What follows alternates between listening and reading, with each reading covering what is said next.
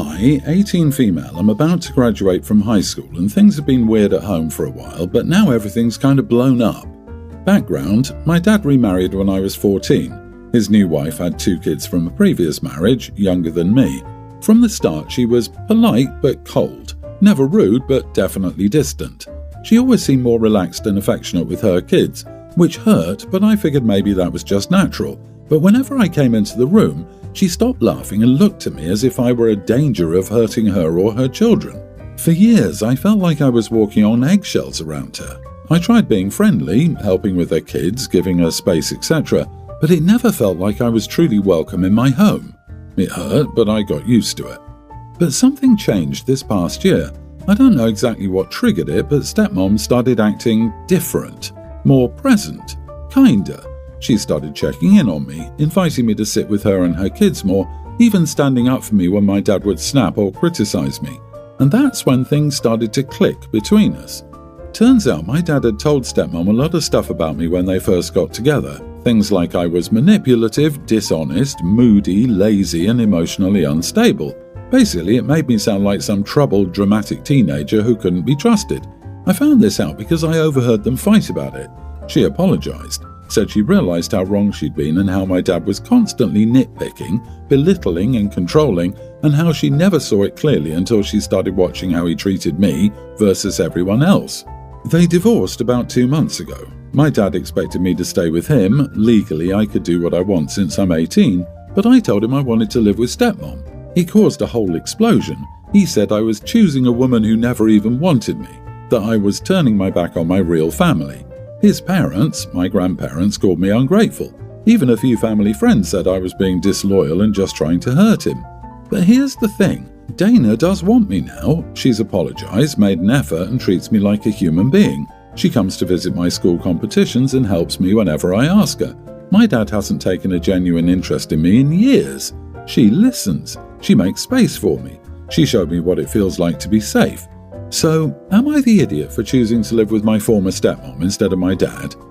Edit: I went to a boarding school for most of my high school time. I could have come home on weekends, but I stayed there for most of the year because I felt unwelcome at home. I only came home during the holidays. During my senior year, however, I couldn't go back because my father thought the boarding school would only make me feel entitled. I would think of myself as better than the rest of the family. But that wasn't true at all. How would he know? My father hasn't taken an interest in me in years. I bet he doesn't even know what sport I like to play or my best friend's name. He only started to pretend to care when I chose to live with stepmom. Not the idiot. Well, honestly, even if others call you disloyal, ask them why you should stay. After all, your dad said things X, Y, and Z about you, so he should be glad to be rid of such a horrible person, and they should be glad you're now a burden for your ex-stepmom. Also, loyalty goes both ways, and your dad has always been a manipulative idiot, so now you're just matching his energy. You need to learn to stop caring about what insignificant people think, and people who would rather have you with such a person just for the looks are insignificant. Their opinions do not matter. He didn't think 3 years of boarding school would make you entitled, but 4 would. He probably couldn't afford it, so he made it sound like you were the problem. Girl, go live with your stepmom with a clear conscience and block everyone else for a while. It probably took that long for her rose-colored glasses to come off on her relationship, and she started to see that all of the flags that he had been waving for years were bright red. Agreed. Dana sounds like a decent woman who was manipulated and gaslit by your dad, and it took a while for her to see the truth. He married a woman and immediately turned her against you for absolutely no reason, ensuring that you would have little to no relationship with the woman he chose to be your stepmother. Get away from him and stay away from him as far as I'm concerned. Everyone involved is in their 50s. I hosted a big backyard get-together last weekend for my wife's birthday, and there are about 30 of us. We live in a suburban neighborhood where most houses have good-sized yards. Everyone in the neighborhood has a friendly relationship, but not necessarily super close. My next-door neighbor named Glenn travels a lot for work. His backyard is really nice with patio furniture, umbrellas, a propane fire pit, etc. I've complimented it before and helped him haul the furniture in once during a storm, so we're on good terms. He's also borrowed shovels, rakes, etc. that we've had in the yard when we weren't home, letting us know later. No problem, no biggie. I realised we didn't have enough seating the day before the party. Rental companies were all booked. First nice weekend of spring here, and we didn't want people standing around. Glenn was out of town, car gone, lights were off for days, and his gate was unlocked. I figured it wouldn't be a huge deal to temporarily move a few of his chairs and one of his smaller tables into our yard for the party, to be returned ASAP. We took care not to damage anything, wiped it all down afterwards, and put it back exactly where it was the next morning. Or so I thought. Must not have been exactly where, though, for what follows. I didn't think anything of it. Monday, Glenn knocked on my door looking angry. He asked if we'd taken his stuff. I told him we had, explained why, emphasised that nothing was harmed and that obviously we would have asked him if he was home. He told me that it was completely out of line and I quote, a massive invasion of his property, even though nothing was broken or missing. I tried to smooth things over, said it wasn't like we were strangers and that if the roles were reversed, as in the past with things he'd borrowed when we weren't around, I wouldn't have cared. He said that was irrelevant and now he doesn't want us on his property at all. My wife and I think he's being dramatic, but obviously he's upset for a reason, so maybe there's something I'm not seeing. You are the idiot. You really shouldn't be letting yourself into someone's backyard and dragging out their furniture even if you took care to return it. This is much more invasive than borrowing a shovel leaning against the house. Why couldn't you have just called or texted him to ask? You didn't have his number or any way to contact him to ask. You're not just the idiot, you're an HOA violation in human form. You took your neighbour's patio furniture without asking, threw a party with it, and then acted confused when he was angry. That's not borrowing. That's trespassing with extra steps. Glenn's not dramatic. He's setting a basic boundary after you treated his yard like Party City. Next time, plan better or sit on the ground like a responsible adult. Oh, and I didn't see the bit where you apologised to him. This is just the strangest case of main character syndrome I've ever seen. You've convinced yourself you were justified in stealing your neighbour's property for your party, not borrowing. The fact that you put it back is not proof of the borrowing. You had no permission or right to do this. Also, you tried to set it up to look like it never happened. Why? If you were justified in doing this, why would it matter if your neighbour found out about this? You're friends in your mind, right? Wrong. You knew you were wrong, got caught, and are now doubling down. Unbelievable.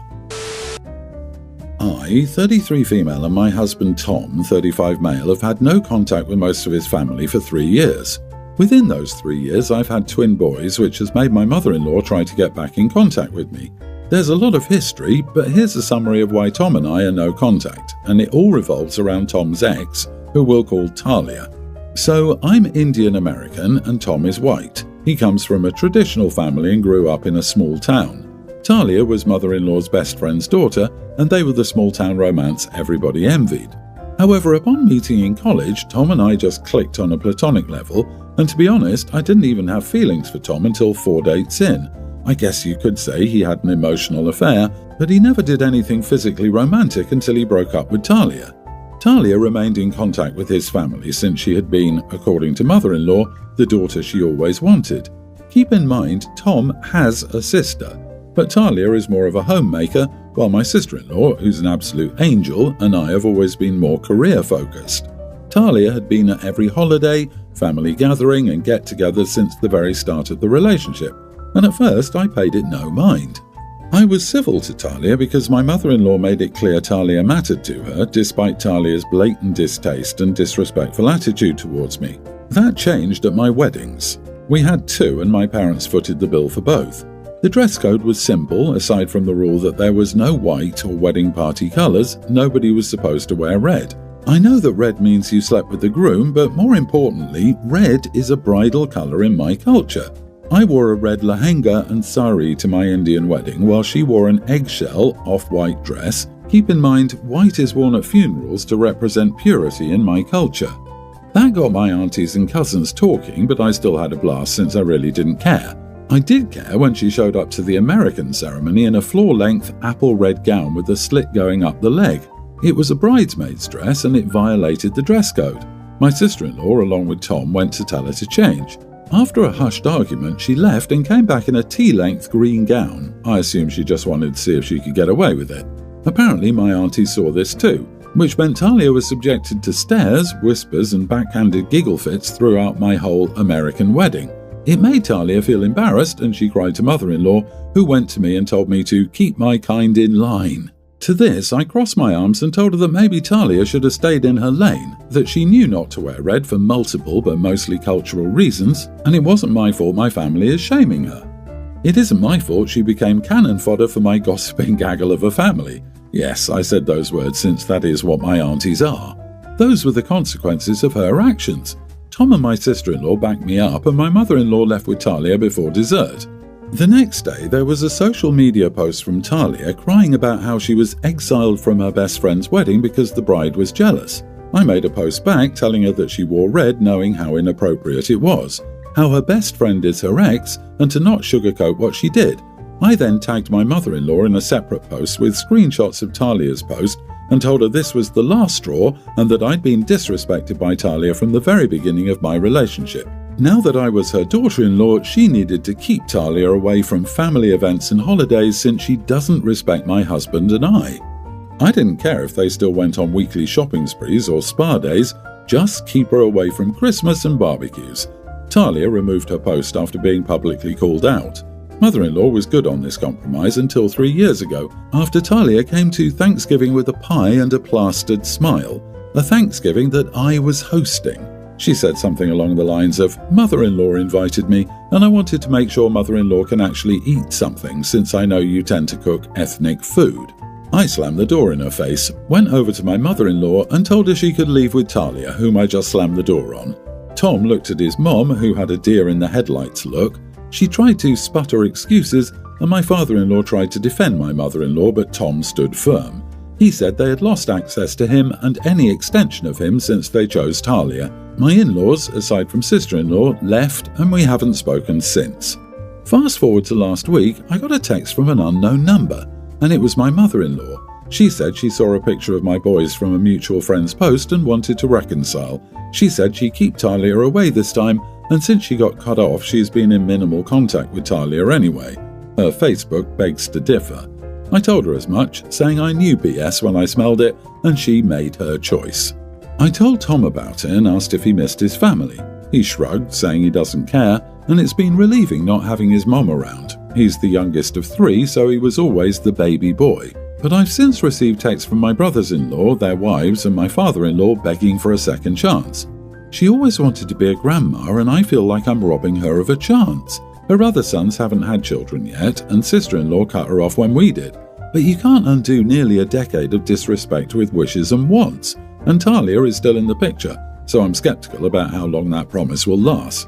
I feel like I'm being callous, but there are so many stories I can tell about Talia's disregard for Tom's boundaries and mine, and I don't want to welcome a storm into my house by opening up the gates. Am I the idiot for telling my mother-in-law she made her choice after she kept my husband's ex around? Edit, I want to clarify Tom did not cheat on Talia with me. Tom broke up with Talia after a few platonic hangouts with me. That is why I said you could call it an emotional affair, because you could argue it was one loosely. Tom only asked me out after he broke up with Talia, and I accepted after he confirmed, via texts, he had broken up with her while visiting home for the weekend. There was no overlap between Talia's relationship and mine with Tom. Not the idiot. You are not robbing her of being a grandma. She did that to herself with the way she acted. She literally invited the woman who tried to steal the show at both of your weddings to a Thanksgiving you were hosting. And that cow literally had the nerve to hit you with a racial insult about your cooking.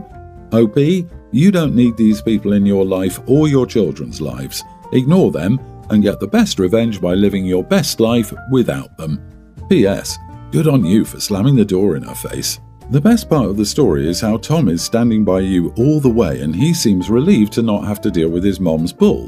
The worst part is the daughter she always wanted when she has an actual daughter. Mother-in-law is a serious idiot. Do you really want her in your kids' lives for the brief period while she behaves and then try to explain what happened to grandma when you have to shut her out again? As someone who only had one set of grandparents because the other set had been cut off for being idiots, your kids aren't going to miss anything. The mother-in-law has already shown you that she'll never be the grandmother your kids deserve. She probably wants Talia to be your twins' bonus mom. And based on her behaviour up to this point, she'd probably drop your kids as soon as another brother-in-law or Talia produced a child. She made her own choice, poured the gas and lit the match on the bridge that was her relationship with Tom and you. I've been dating Amanda, a 26 female, for a year and a half. She's great, but she has a huge family. She's one of 9 kids. I still try to hang out with her family. I'll join her at bars and restaurants with her siblings, but I'm not really a kid person, so I try to limit my time with the little ones. I'm still nice to them. I bought cookies from one of them. Amanda's youngest sister, a young grammar schooler, had a birthday last week and a party at their house on Saturday. Amanda asked me to go with her because apparently these things are a big deal and the little one is her baby.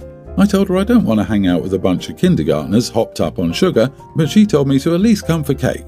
I told her I'd try, and we left it at that. She started texting and calling me during the party, demanding to know where I was. I told her I had no desire to attend a party full of screaming grammar schoolers. I heard the screaming through the phone, and she got mad, saying I told her I'd come. I reminded her that I never said I'd be there, and I explicitly told her multiple times that I didn't want to go. At that point, she told me if I didn't show up, we were over. I didn't go to the party, and she hasn't spoken to me since, except for a text saying her older brother would be at my apartment to get her stuff. Now my friends are saying I'm an idiot and I could have sucked it up and gone to the party for her. Am I the idiot for skipping the birthday party? You are the idiot. This is the hill you want to die on? LOLOL. She invited you to spend time with people that were important to her, and you completely dismissed it because of some warped illusion that you have to hang out with children. On a side note, most kid birthday parties tend to be adults chatting while kiddos play among themselves, all while snacking and sometimes drinking beer. You missed out on a good time and lost a good girlfriend. First time in a relationship, you'll have to go along with your partner and do things you might not want to do. If she says it's important to her, suck it up and go. This was clearly important to her and you didn't try. You just said that so she'd think you were coming and you could get her, well, technically over on her later. You've shown her how important she is to you now. Her only mistake was moving in with you in the first place. As a woman in a big, close family, it's hard to fully admit that whether a partner shows up to family events or not signals to her family whether she's with a good guy. She doesn't want him there to mingle with young kids. She wants him in the corner with her favourite cousin, talking about how lucky he is to be dating her.